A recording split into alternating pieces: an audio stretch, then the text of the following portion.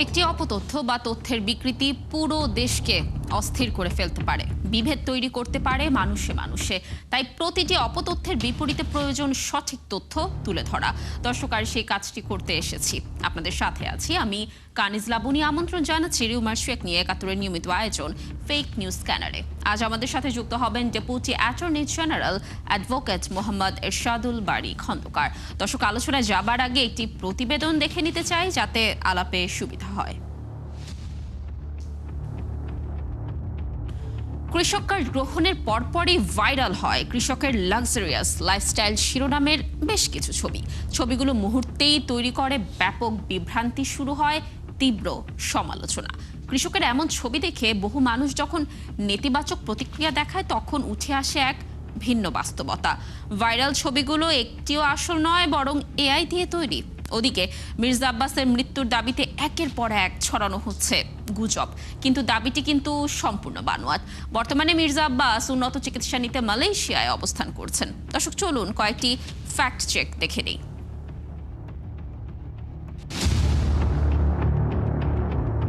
14 April টাঙ্গাইলের শহীদ মারুফ স্টেডিয়ামে কৃষক কার্ড বিতরণ অনুষ্ঠানে কবির হোসেন নামের এক কৃষক কার্ড পাওয়ার পর থেকেই তার লাক্সারিয়াস লাইফস্টাইল সংক্রান্ত কিছু ছবি সামাজিক যোগাযোগ মাধ্যমে ব্যাপকভাবে ছড়িয়ে পড়ে।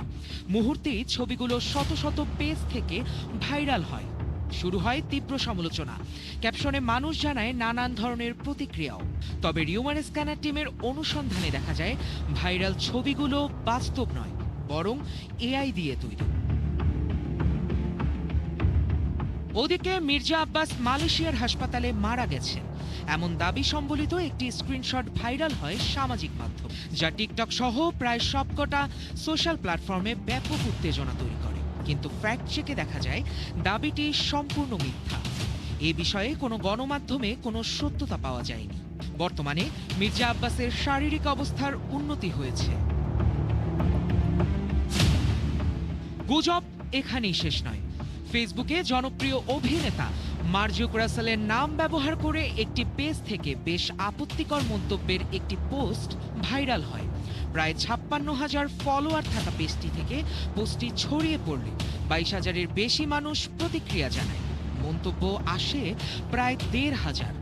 আবার প্রায় 700টি পৃথক অ্যাকাউন্ট থেকে পোস্টটি শেয়ারও করা হয়, কিন্তু যাচাই করে দেখা যায় পেজটি তার নিয়ন্ত্রণে নেই। তার নাম ও ছবি ব্যবহার করে একাধিক পেজ থেকে অজ্ঞাত কেউ পরিচালনা করছে। মার্জুক রাসেল নিজেই এসব পেজের সঙ্গে সম্পৃক্ততা অস্বীকার করেন। দর্শক, আজকের অপতথ্যগুলো যাচাই করতে গিয়ে দেখা গেল জাতীয় বিভিন্ন ইস্যুকে কেন্দ্র করে ধারাবাহিকভাবে ছড়ানো হচ্ছে নানা গুজব ছড়াতে ব্যবহার করা হচ্ছে নানা অভিনব কৌশল। যথারীতি সামাজিক যোগাযোগ মাধ্যমকে টার্গেট করে ছড়ানো হচ্ছে অধিকাংশ গুজব।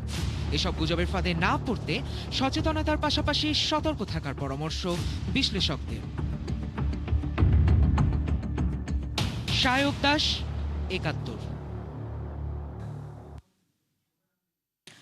দর্শক, ইতিমধ্যে জানিয়েছি আজ আমাদের সাথে যুক্ত আছেন deputy attorney general advocate Mohammad Ershadul Bari Khandakar. Advocate Mohammad Ershadul Bari খন্দকারের সাথে আমরা যুক্ত হচ্ছি।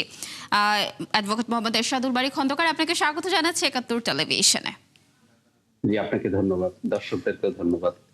জি, এরশাদুল বারী খন্দকার, আমরা তো দেখে নিচ্ছিলাম কিছু ফ্যাক্ট চেক, নিশ্চয়ই আপনিও দেখছিলেন যে বিভিন্ন বিভ্রান্তি আসলে ছড়ানো হচ্ছে। এর মধ্যে সবচেয়ে যে জিনিসটি লক্ষণীয় আজকের প্রতিবেদনে আমরা দেখলাম যে কৃষক কার্ড নিয়ে যে ধরনের গুজব আসলে তৈরি হচ্ছে, আসলে এর মাত্রা কিন্তু বেড়েই চলেছে। আমরা যেমনটি দেখতে পেলাম যে গত দুদিন ধরেই সোশ্যাল মিডিয়াতে একদম সয়লাভ যে বিষয়টি, যে একজন কৃষক তিনি আসলে একদম উচ্চাভিলাষী জীবনযাপন করছে, কিন্তু তাকে সাধারণ এক কৃষকের রূপ দিয়ে কৃষক কার্ড দেওয়া হয়েছে সরকারের তরফ থেকে, এবং এটি নিশ্চয়ই সরকারকে ছোট করে দেখানোর জন্যই একটি মহল এই কাজটি করেছে। কেন এ ধরনের কাজ করা হচ্ছে বা এআই এর সহায়তা নিয়ে এত দূর পর্যন্ত যাওয়া হচ্ছে, কি বলবেন এ বিষয়ে? আসলে ব্যাপারটা হচ্ছে, আমরা একটা গুজব প্রবণ জাতি। দেখলেই কোনো জিনিস বিশ্বাস করার একটা প্রবণতা আমাদের মধ্যে আছে। এইটাকেই ক্যাপিটালাইজ করছে যারা আসলে গুজবটা ছড়ায়।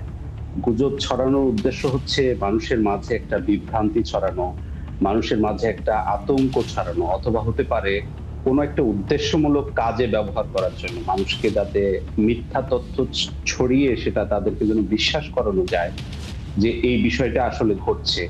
আর এআই এর যে উত্থানটা হয়েছে সারা বিশ্বব্যাপী, এমনিতেই আমাদের যে গুজব প্রবণ হওয়ার একটা প্রবণতা সাইকোলজি আগে থেকে ছিল, এর সাথে যুক্ত হয়েছে টেকনোলজিক্যাল যে অ্যাডভান্সমেন্ট বা এআই প্রযুক্তির ব্যবহার। এইটা উন্নত বিশ্ব অনেকগুলো দেশে কিন্তু আইনের মাধ্যমে এটার অ্যাবিউজ নিয়ন্ত্রণের করার চেষ্টা করা হচ্ছে, কিন্তু আমরা আসলে এআই প্রযুক্তিতে যতটা অগ্রসর হয়েছি, এআই প্রযুক্তির অপব্যবহার রোধের বিষয়ে আমরা অতটা তৎপর হতে পারিনি। জি, অ্যাডভোকেট এরশাদুল বারী খন্দকার, আরেকটি বিষয় আপনার কাছে জানতে চাচ্ছিলাম যে এই ধরনের সংবাদগুলো আসলে যখন প্রচার করা হয়, বিভিন্ন ধরনের আমরা দেখি যে ফটোকার্ড ইউজ করা হচ্ছে এবং সেগুলো গণমাধ্যমের ফটোকার্ডগুলো ইউজ করা হচ্ছে, এবং যে গণমাধ্যমগুলোর সংবাদ আসলে মানুষ খুব সহজেই বিশ্বাস করছে, তাদের ফটোকার্ড ইউজ করেই আসলে গুজবগুলো ছড়ানো হয় যেন মানুষ খুব তাড়াতাড়ি ক্যাচ করে এবং মনে করে যে না, এটিই সত্যি তথ্য। আপনার কি মনে হয় শুধুমাত্র ভিউ বিজনেসের জন্যই কি এই ঘটনাগুলো ঘটছে, নাকি এর পেছনে আসলে রাজনৈতিক কোনো ষড়যন্ত্র রয়েছে? আসলে কোনটার আধিপত্য বেশি আপনার কি মনে হয়? না, এখানে একটা বিষয় খেয়াল করতে হবে। মেইনস্ট্রিম গণমাধ্যম বলতে যেটা বোঝায় আমাদের দেশে, এইখানে কিন্তু মেইনস্ট্রিম গণমাধ্যমের উপরে মানুষের আস্থা অনেকটা কমে গেছে। এটা ২৪-এর গণ অভ্যুত্থানের আগে বা পরের ঘটনাগুলো যদি দেখেন, তার এরপর থেকে কিন্তু মানুষের সোশ্যাল নেটওয়ার্কিং বা সোশ্যাল নেটওয়ার্কের উপরে মানুষের নির্ভরতা বেড়ে যায়। এই বেড়ে যাওয়ার কারণে আর মেইনস্ট্রিম মিডিয়াগুলোতে যেটা হয়, বিভিন্ন মালিক বা গোষ্ঠীর এটা একটা প্রপাগান্ডা বা পারপাস সার্ভ করে, যে কারণে মানুষের একটা সময় আস্থা উঠে গেলে, আর এখন যেহেতু হাতে হাতে মোবাইল ফোন বা ইন্টারনেট, সুতরাং মানুষ আসলে সোশ্যাল নেটওয়ার্কের প্রতি বেশি আসক্ত বলে আমি মনে করি। যেমন উদাহরণস্বরূপ আমি বলবো যে আমি কিন্তু পার্লামেন্টের সেশন চলছে, এটা কিন্তু আমি ফেসবুকে বা ইউটিউবে দেখি। তার কারণ হচ্ছে কাস্টমাইজড হয়ে এখানে চলে আসে এবং মানুষ সেই জিনিসগুলো বেশি দেখে যেটা তার হাতের ডিভাইসের ভিতরে থাকে। আপনার ৭১ টিভিরও অনেক সংবাদ দেখবেন যে সেটা সোশ্যাল নেটওয়ার্কের মাধ্যমে মানুষ পেয়ে যাচ্ছে। জি, এইটা আসলে বর্তমানে যে ডিভাইস, ইন্টারনেট, এআই যেটাই বলেন না কেন, অ্যাভেলেবল যে প্রযুক্তিটা আপনার কাছে আছে সেটার মাধ্যমে যেমন ব্যবহার করছে, যারা অ্যাবিউজ করছে তারা ঠিক এই জায়গাটায় ক্যাপিটালাইজ করছে। জি, যেহেতু মানুষের কাছে এটা যাচ্ছে, সুতরাং কি হবে, এইটার মাধ্যমেই গুজবটা ছড়িয়ে দেওয়া যাবে যেটা তার হাতের কাছে আছে। জি। আপনার কাছে আরো একটি প্রশ্ন রাখতে চাচ্ছিলাম। আপনি যেমনটি বললেন যে গণমাধ্যমের উপর আসলে আস্থার জায়গাটি কমে গেছে, এবং আপনি বললেন যে ২৪-এর গণঅভ্যুত্থানের পরই বিষয়টি আরো প্রকট আগে হয়েছে। পরে দুটোই বলেছি। জি, জি। আপনার কি মনে হয় এই আস্থাটা ফেরানোর জন্য আসলে আমরা যারা গণমাধ্যম কর্মী রয়েছি বা আমরা যারা গণমাধ্যম রয়েছি, আমাদের কি করণীয়? আপনারা কিন্তু করছেন। সোশ্যাল নেটওয়ার্কে কিন্তু আপনাদের যথেষ্ট লাইভ প্রোগ্রাম গুলো আছে। আপনারা জি, কিন্তু সেখানে নিয়মিত পোস্ট করছেন, সেখানে ভিডিও ছাড়ছেন, লাইভ করছেন। তো সুতরাং মেইনস্ট্রিম মিডিয়া গুলো কিন্তু সোশ্যাল নেটওয়ার্কের সাথে একেবারেই কানেক্টেড হয়ে গেছে জি, এবং মানুষ সংবাদ কিন্তু টিভিতে আর দেখছে না। আপনাদের লাইভ প্রোগ্রামটা কিন্তু ফেসবুকে দেখছে অথবা ইউটিউবে দেখছে। সুতরাং আপনার মেইনস্ট্রিম মিডিয়া গুলো কিন্তু সোশ্যাল নেটওয়ার্কের সাথে ইনভলভড হয়ে গেছেন, কানেক্টেড হয়ে গেছেন। এখন আস্থা ফেরানোর যে বিষয়টি, সেটি তো আপনার মানুষ তো একেবারে যাচাই করে না তা তো না। যেহেতু একই সাথে অনেকগুলো মিডিয়া, অনেকগুলো ফেসবুক পেজ, অনেক মানে আসার সুযোগ আছে, সুতরাং এইটা ভেরিফাইড হয়ে যায় কোনো না কোনো ভাবে। যদিও আমাদের যাচাই করার প্রবণতাটা কম, আমরা একটু বেশি হুজুগে বা ইমোশনাল আবেগী। জি। এরশাদুল বারী খন্দকার, আপনি যেমনটি বললেন যে আমরা আসলে এখন সোশ্যালের দিকে একটু ঝুঁকে গিয়েছি, তারপরেও বেশ কিছু দর্শক কিন্তু রয়েছে এখনো তারা টিভির সামনে রিমোট নিয়ে বসে আসলে চ্যানেলগুলো ঘুরিয়ে সংবাদগুলো দেখে। এবং আরেকটি বিষয় একটু বলতে চাই যে যারা একটু গ্রামের দিকে রয়েছে বা যাদের শিক্ষাগত যোগ্যতা একটু কম, তারা অনেকেই কিন্তু গুজব কোনটি আর সত্য কোনটি এই বিষয়ে একটা দ্বিধাদ্বন্দ্বে থেকেই যায়। সেক্ষেত্রে আসলে কি ধরনের পদক্ষেপ সরকারের তরফ থেকে নেওয়া উচিত, বা যারা এ ধরনের গুজবের প্রশ্নবিদ্ধ হচ্ছে তারা কি করতে পারে, এই বিষয় নিয়ে আপনার সাথে আলোচনা করব। অ্যাডভোকেট এরশাদুল বারী খন্দকার, আপনার সাথে আমরা কথা বলছিলাম যে গুজব তো ছড়াচ্ছে এবং গুজব কিন্তু একটি মহলে বেশ বিশ্বাসযোগ্যভাবেই প্রভাবিত হচ্ছে, কারণ তাদের যে বিষয়টি বলছিলাম যে শিক্ষাগত যোগ্যতা হয়তো কিছুটা কম, তারা একটু রিমোট এরিয়াতে রয়েছে। শহরের মানুষ যেমন আপনি বলছিলেন যে আমরা কিন্তু যাচাই বাছাই করতে পারি বিভিন্ন সোশ্যাল থেকে, কিন্তু তাদের ক্ষেত্রে কিন্তু ওই অপশনগুলো খুবই কম। সেক্ষেত্রে আসলে স্থানীয়ভাবে বা স্থানীয় যারা জনপ্রতিনিধি রয়েছে তারা কিভাবে এই গুজবগুলো প্রতিরোধ করতে পারে এবং সেই জনগোষ্ঠীর কাছ পর্যন্ত পৌঁছে দিতে পারে, কি বলবেন? জি, এটা গুজব, এটা ঠেকাতে গেলে আইন শৃঙ্খলা রক্ষাকারী বাহিনী একটা ভালো ভূমিকা নিতে পারে।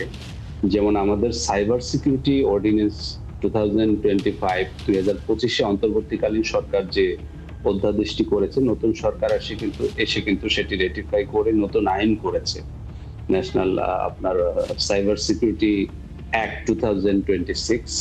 সেখানে কিন্তু national cyber emergency response team আছে এবং সাইবার সিকিউরিটি অপারেশন সেন্টার নামে সেন্টার আছে। এগুলো আসলে জেলা বা উপজেলা ভিত্তিক অবকাঠামো বিনির্মাণ করে ডিজিটাল ফরেনসিক ক্যাপাসিটি বাড়াতে হবে আইন শৃঙ্খলা রক্ষাকারী বাহিনীর। এটার মধ্য দিয়ে যদি ফ্যাক্ট চেকিং কিংবা ফরেনসিক ক্যাপাসিটি আমাদের বাড়ে, তাহলে আমরা একদিকে যেমন লিটারেসির দিকে যাব, সবাইকে সচেতন করতে পারবো সচেতনতামূলক প্রোগ্রামের মাধ্যমে যে কিভাবে ফ্যাক্ট চেকিং নিজেরাই করা যায়, ভেরিফাই করা যায়।